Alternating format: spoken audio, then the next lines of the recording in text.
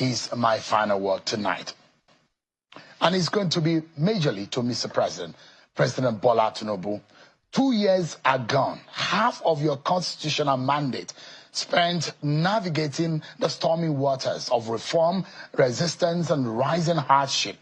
You came to office promising a renewed hope agenda, telling Nigerians that the pain would be temporary, like that of a childbirth, and that joy would follow. But 2 years in, the cries have grown perhaps louder, and many now wonder, when will the joy come? Inflation surged, food inflation went to an all-time height, transport costs were tripled, and the average Nigerian now spends more of their income just to eat, as if they are lucky. Petrol is hovering over 700 naira per litre, and electricity tariffs have risen even as supply is still very erratic. And yet, the Nigerian people, resilient, loyal, enduring, have held on. But holding on cannot be the national plan. You promised to lift millions out of poverty, create thousands of digital jobs in 24 months, and double power generation. These were not poetic aspirations. They were campaign commitments. Mr. President, time is not on your side. You have just 12 months before the political season begins to whisper again. If ever there was a time to show the fruits of sacrifice, it is now. You are the president of both your lovers and your loudest critics, the hopefuls who sang your name at the polls and the skeptics who prayed you will fail. But leadership demands maturity of mind and empathy of heart. You now preside over a fractured but hopeful nation. Good people, bad politics, and an ugly economy.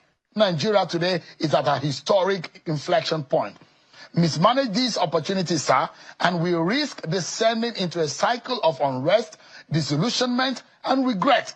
But if you rise, Mr. President, to the moment, and you could become a defining leader, one whose name is etched in gold as a man who brought Nigeria back from the brink, you must ignore sycophants who clap in darkness while citizens cry in daylight. Mr. President, please urgently surround yourself with thinkers, doers, and patriots, not just loyalists.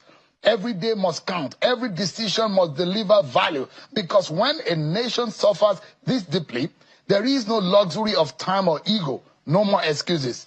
President Bola Tinubu, we in the media, we will do our own part. We will question, probe, inform, and hold you accountable, not out of hostility, but out of duty.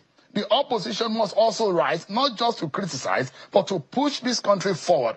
Civil society organization must now organize, awaken consciences, and be the voice of the voiceless, and our people must now stop being docile.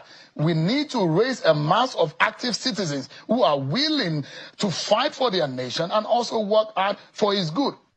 Citizens, your voice counts. Don't lose it. And for those of us who believe and who are people of faith, we will pray, as scripture commands us, for the peace of the land and the success of its leaders. Because President Bola Tinubu, your success is Nigeria's success, and your failure will be our shared tragedy.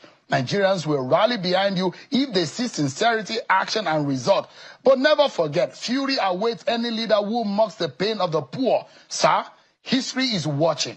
Posterity is watching, and 200 million Nigerians are watching. Let this second half of your presidency be a turning point. Make us proud, President Bola Tinubu. Make Nigeria great. And that has to start now. That's my final word tonight, everyone. Many thanks for watching. I'm Shoma Kimale. God bless Nigeria.